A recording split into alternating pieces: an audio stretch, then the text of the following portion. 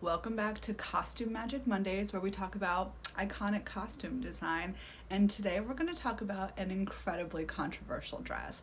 It's also one of the most famous costume design moments in all of Hollywood history. And if you're thinking of this dress right here, you're absolutely correct.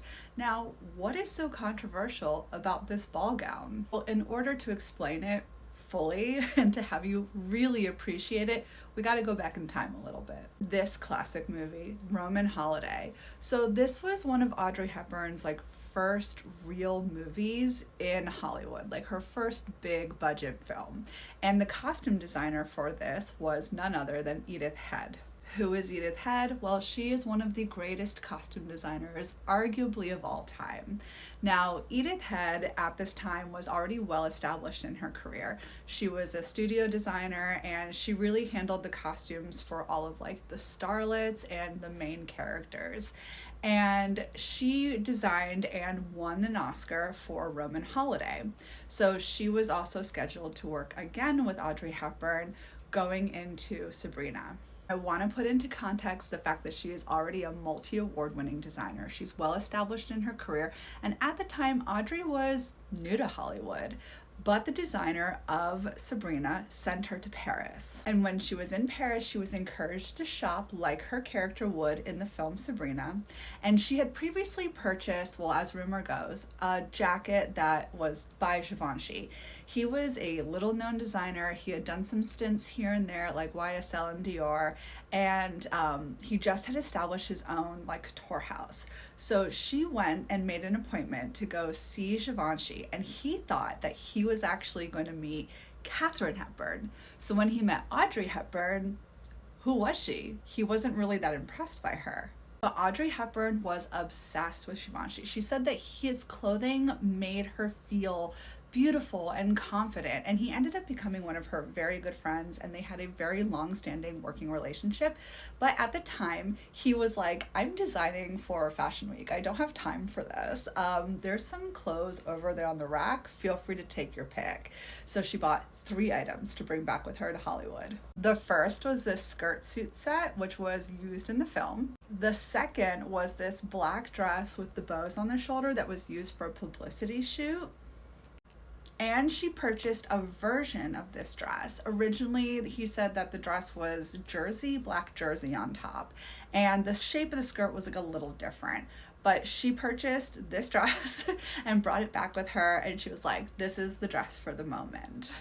Now, if you think that this went over well with Edith Head, you are mistaken, okay? She just lost her moment to design an incredible costume, and she was not happy about it.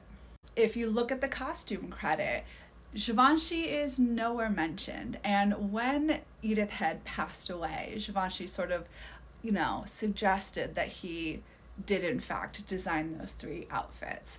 And, people who had worked on the film later also confirmed that. But this is not to vilify Edith Head because, like I said, when she purchased this dress, Givenchy said that it had a black jersey top. So there's a couple of things here. There are actually multiples of this dress, and one of them ended up in the Debbie Reynolds collection. Now, the thing is when you're wearing couture or you're making couture, you fully finish the inside of the garment. It's stunning. When you're working in costumes, especially in film and television, you want to actually not finish the inside. You want to leave it unfinished. So that way, if you have to make quick alterations, you can do so. So there was a dress like this in the Debbie Reynolds collection that had, I believe, a Paramount Pictures stamp on it, and the inside was unfinished. So it does seem like the Givenchy dress served as inspiration for this dress. So that is where the nuances kind of come from, where Edith Head says she designed it and Givenchy says that he designed it. But in the end, she was the only one that was credited when the Oscar nomination came. She did not win for this movie. However, Audrey Hepburn was not happy about it. And in her contracts, she later said that if Givenchy, if she was in a film, she wanted Givenchy to design her clothes and she wanted him to be credited. So again, the beginning of their long-standing creative relationship. But that's not the only thing controversial about this dress. Like Kim Kardashian linking her name to Marilyn Monroe's dress at the Met when she wore the Illusion dress by Bob Mackie, Ivanka Trump has now linked her name to this dress and at the same time, Audrey Hepburn's legacy. Because here is Ivanka Trump at the United States inauguration for Donald Trump's presidency, wearing a dress that is designed by the Givenchy house to look like the dress from Sabrina. And this is not the first time that Ivanka Trump has tried to align herself with somebody who has what I would call American princess status. Because the dress that she wore, I believe, to her sister's wedding basically looks like the dress that Grace Kelly wears in To Catch a Thief, also costume designed by Edith Head. This is an iconic costume as well.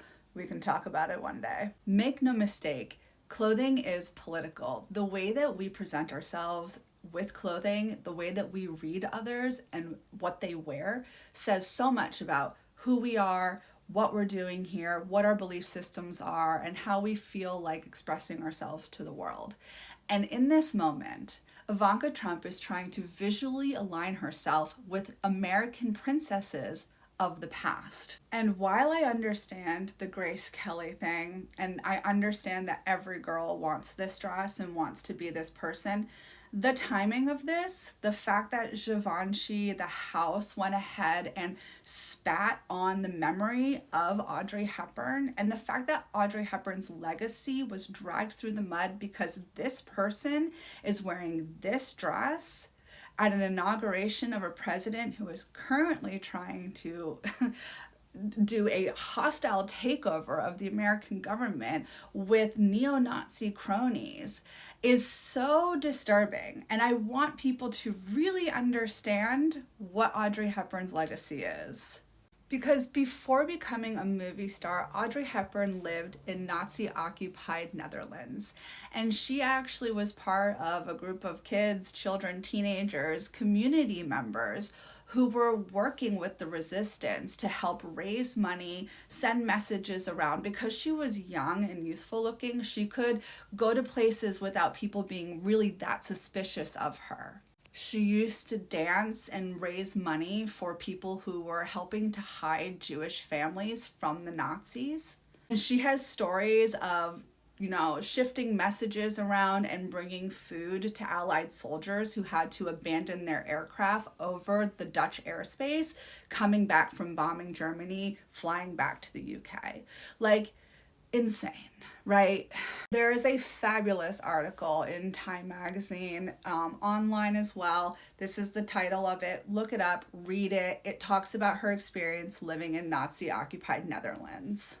And then later in her life, she served as a UNICEF ambassador, and she started a lot of foundations that helped bring food, money, medicine, and assistance to starving children.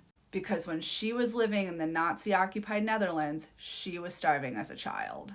This woman was a humanitarian, and the fact that this beast is wearing a dress that was recreated to evoke her image blows my mind. I understand what Ivanka is doing here. I understand what her creative team is doing. It's inappropriate. And yet on the other side of the scale, people were praising her for how beautiful she looked. And I think that in that moment, people forgot who Audrey Hepburn really was and what she was really about. This woman right here cannot hold a candle to her flame. And it is atrocious to me that the house of Givenchy went ahead and recreated this for this moment. Blows my mind, because to me, I don't believe that Givenchy, his values, would align with their values, because Audrey Hepburn's values certainly didn't either. And that's fashion for you. Isn't that fabulous? Full circle, and truly an interesting dress to consider, wouldn't you think? Tell me your thoughts below. And let's leave it on this note, because God, doesn't she look stunning? Beautiful. Absolutely beautiful.